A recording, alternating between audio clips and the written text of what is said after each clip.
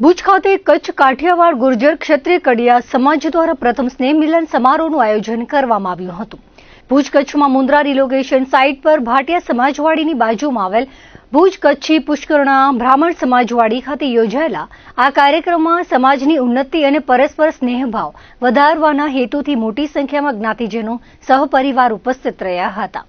कार्यक्रमની શરૂઆત સાથે ભુજ સ્વામિનારાયણ મંદિરમાંથી પધારેલા પૂજ્ય સંતો મુખ્ય કોઠારી શાસ્ત્રી દેવવિહારી દાસજી, શાસ્ત્રી ધર્મવત્સલ દાસજી સ્વામી અને શાસ્ત્રી વ્રજજીવન દાસજી સ્વામીના હસ્તે દીપ પ્રાગટ્ય કરીને કરવામાં આવી હતી। સંતોએ આ અવસરે જ્ઞાતિજનોને આશીર્વચન પાઠવ્યા હતા। ત્યારબાદ સમાજના તેજસ્વી તારલાઓ માટે સરસ્વતી સન્માન અને જ્ઞાતિના ઉદાર દિલના દાતાઓનું સન્માન સમારોહ યોજાયો હતો। कार्यक्रमના અંતે તમામ જ્ઞાતિજનોએ સાથે મળીને પ્રીતિ ભોજનનો આનંદ માણ્યો હતો। આ કાર્યક્રમનું આયોજન અને વ્યવસ્થા સંભાળવામાં સમાજની કાર્યકારી કમિટી અને સલાહકાર કમિટીએ ભારે જહેમત ઉઠાવી હતી।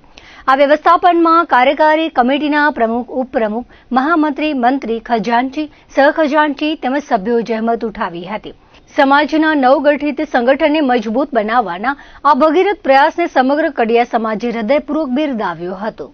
શ્રી ગુજ્જર ક્ષત્રિય કડિયા જ્ઞાતિ સમાજનું પ્રથમ સ્નેહ મિલન રાખેલું છે, જેનામાં અમે અમારા સમાજના બાળકો, વડીલો તથા જેટલા પણ સભ્યોએ અમારા જ્ઞાતિમાં દાન આપેલું છે, દાતાશ્રીઓનું અમે સન્માન કરેલું છે અને ભુજ સ્વામિનારાયણ મંદિરના જે સંતો આવેલા છે બરોબર છે, એમના હાથે અમારું આ ઐતિહાસિક પ્રથમ સ્નેહ મિલનનું પ્રારંભ કરાવેલો છે અને શ્રી કચ્છ કાઠિયાવાડ ગુજ્જર ક્ષત્રિય સમાજ વતી હું આ તમામ વડીલો, વ્યક્તિઓ અને સમાજના અગ્રણીઓનો આભાર માનું છું અને કચ્છ ઉદયનો પણ આભાર માનું છું કે એમનો કિંમતી સમય કાઢીને અમારા માટે આ અમારા નાના એવા પ્રસંગમાં પધાર્યા। એ અમારા સમાજના જેટલા પણ વડીલો છે, અગ્રણીઓ છે બરોબર છે અને નાનાથી નાના બાળકોનું પણ અમે અત્યારે સન્માન કર્યું છે।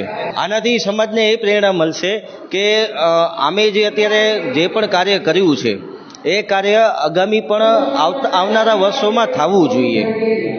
એ અમારા બાળકોને સન્માન પ્રેરણા મળશે કે અમારા વડીલો જે અત્યારે કરે છે કે અમે વર્ષોથી વર્ષો લગી અમે આ વસ્તુ આગળ વધાર અમારે અમારો સમાજનું આ પહેલું સ્નેહ મિલન છે અને આગળ જતા અમારો સમાજ અહીંયા બાળકો માટે પ્રયત્ન કરશું કે જે સૌરાષ્ટ્રમાંથી જે કચ્છમાં પધારે છે ભણવા લાયક, એના માટે રહેવા માટે હોસ્ટેલ તથા સમાજવાડી એવું અમે બનાવી અને એમને સહાયરૂપ બનીએ એવી અમારી અપેક્ષા છે।